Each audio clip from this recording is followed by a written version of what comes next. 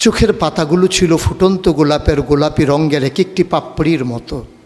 তিনি কখনো বা যখন চোখের পলক ফেলতেন মনে হতো মৃদুমন্দ বাতাসে গোলাপ পাপড়ি যেন দোল খাচ্ছে। তার চুলগুলো ছিল ঘাড় পর্যন্ত প্রলম্বিত, হালকা হালকা কোঁকড়ানো। তিনি যখন চুলের ভিতরে তৈল দিয়ে আছড়াতেন মনে হতো মৃদুমন্দ ঢেউ দেখা যায়। এসো ইসলামের পথে। নবীজির জীবনের দুইটি দিক, একটি হচ্ছে সুরত আর একটি হচ্ছে সিরত। সিরত অনুকরণীয় আর সুরত প্রশংসনীয়। এ সুরত ধারণ করার ক্ষমতা কোনো মানুষের নেই। শামাইলে তিরমিজির হাদিসগুলো যখন পড়তাম হৃদয়ের আয়নায় একটা মূর্তি দাঁড় করিয়ে নিতাম, একটা অবয়ব দাঁড় করিয়ে নিতাম, একটা আকৃতি মনে মনে কল্পনায় ভাসিয়ে নিতাম। চাইতাম আমিও যদি এমন হতে পারতাম, কিন্তু যা হবার নয়। তিনি ছিলেন মধ্যম আকৃতির সুঠাম দেহের অধিকারী একটি মানুষ। তার চুলগুলো ছিল ঘাড় পর্যন্ত প্রলম্বিত, হালকা হালকা কোঁকড়ানো। তিনি যখন চুলের ভিতরে তৈল দিয়ে আছড়াতেন মনে হতো মৃদুমন্দ ঢেউ দেখা যায়। তার কপাল ছিল চওড়া, ভ্রুগুলো ছিল জোড়া ভ্রু, ধনুকের মতো বাঁকা। চোখের পাতাগুলো ছিল ফুটন্ত গোলাপের গোলাপি রঙের এক একটি পাপড়ির মতো। তিনি কখনো বা যখন চোখের পলক ফেলতেন মনে হতো মৃদুমন্দ বাতাসে গোলাপ পাপড়ি যেন দোল খাচ্ছে। তার চোখের সাদা অংশ ছিল রক্তিমাভ সাদা, কালো অংশ ছিল কৃষ্ণ কালো। তার নাকটা ছিল খাড়া, নাকের ছিদ্রগুলো ছিল ছোট ছোট। নাকের নিচে ছিল সরু চিকন গোঁফ, গোঁফের নিচেই সেই গোলাপি রঙের ঠোঁট। তার ঠোঁটগুলো যখন কখনো বা মুচকে হাসত, গোটা পৃথিবীর মানুষ অবাক বিস্ময়ে দেখত গোটা পৃথিবীতে যেন বিজলি চমকিয়েছে। তিনি কখনো বা যখন এই রাস্তা দিয়ে হেঁটে যেতেন, 1 মাস পরেও কখনো যখন সাহাবা হাঁটতেন তার গায়ের জান্নাতি গন্ধ তারা পেতেন।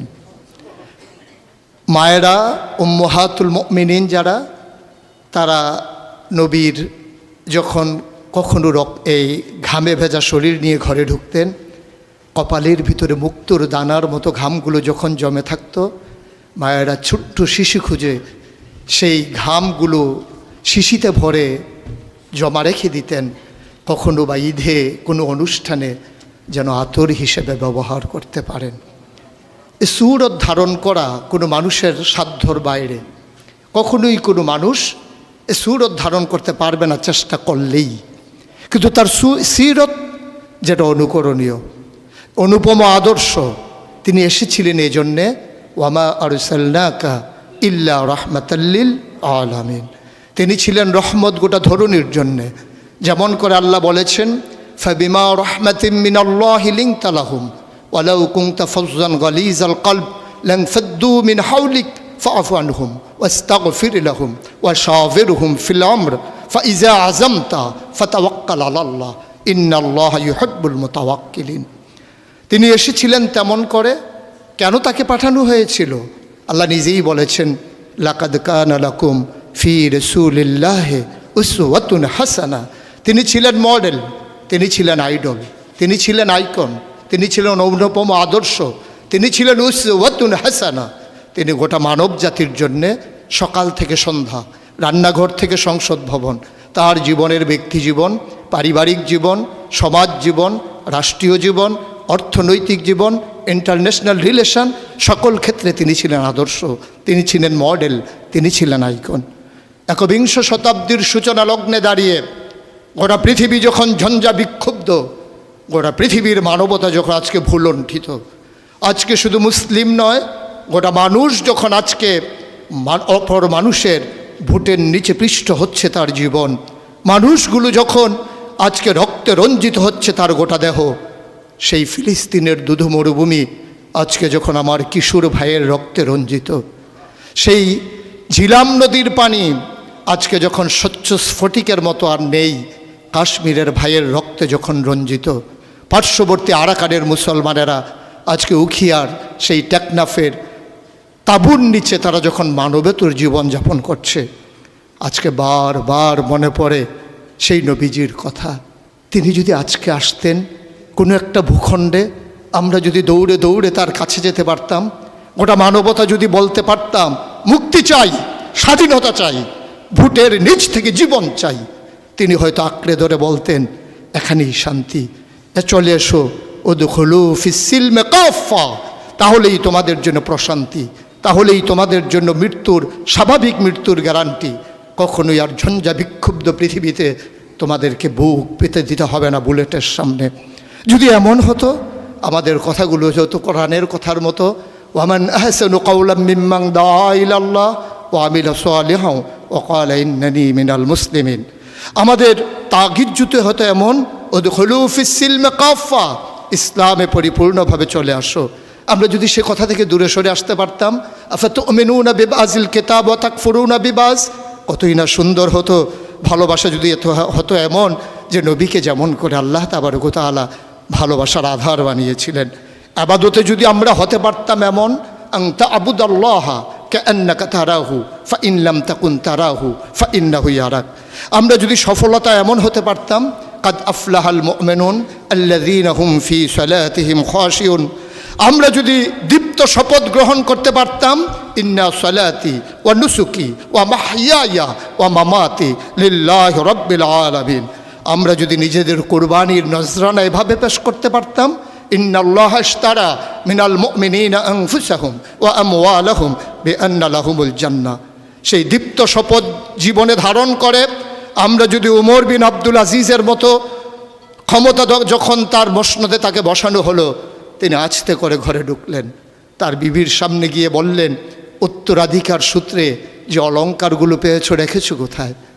অলংকারগুলো কাঠের বাক্সে ভরে যখন তার সামনে এনে দেওয়া হলো, বলছিল এর ভিতরে আমি রক্তের গন্ধ পাই, এর ভিতরে আমি বাতিলের গন্ধ পাই, সুতরাং এই অলংকার তোমার না, এই অলংকার আমাদের জন্য গোলার কাটা, জাহান্নামের শাস্তির কারণ।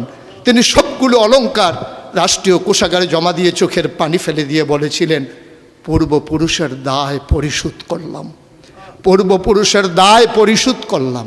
তিনি সেদিন বলেছিলেন, সবার ঘরে যেমন রান্না হবে আমার ঘরেও তেমন রান্না হবে। প্রিয় দ্বীনি ভাইয়েরা, প্রিয় আলেম ভাইয়েরা, আমি যদি এভাবে বলি, আজকে ১৫০০ বছর পরে আজকে আমাদেরকে স্বীকৃতি দিতে হবে কবি ফররুখের মতো। তিনি বলেছিলেন, কোরআনের নূর বুকে পুড়ে নিয়ে দাঁড়ালে যখন মরুর পথে, মহাবেদনায় দেখলে মানুষ ভাসছে পাপের কলস স্রোতে, সে কি অনাচার, সে কি বেবিচার, বেভৎস ক্রূর আখি বিলীন, ভয়াল ঘৃণায় নাক্কার শতাব্দী পথে রাত্রি দিন।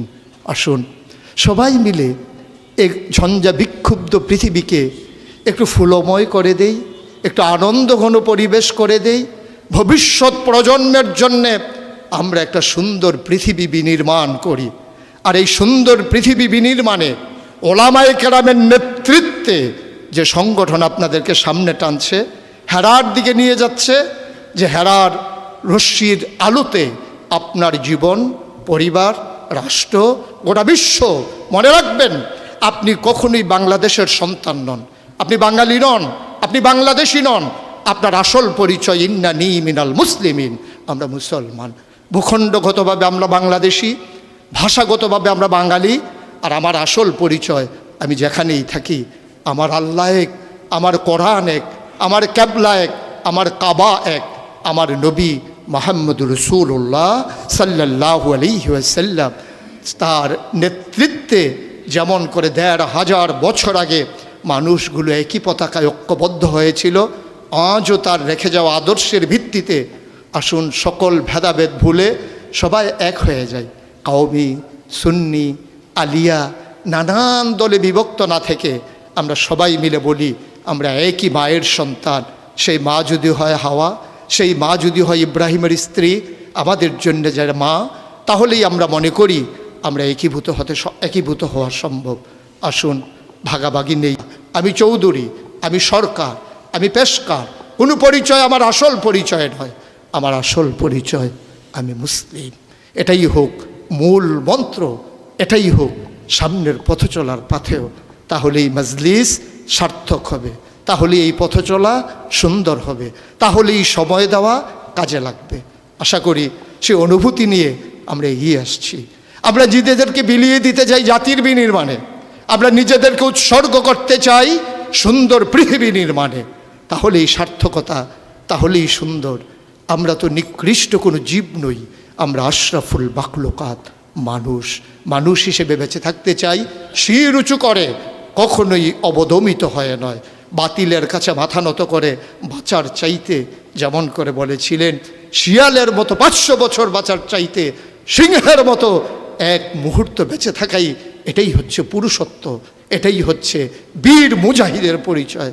আসুন আমরা বীর মুজাহিদ হয়ে দুনিয়া থেকে বিদায় নিয়ে নেই। আল্লাহ তাবারক ওয়া তাআলা সবাইকে কবুল করুক।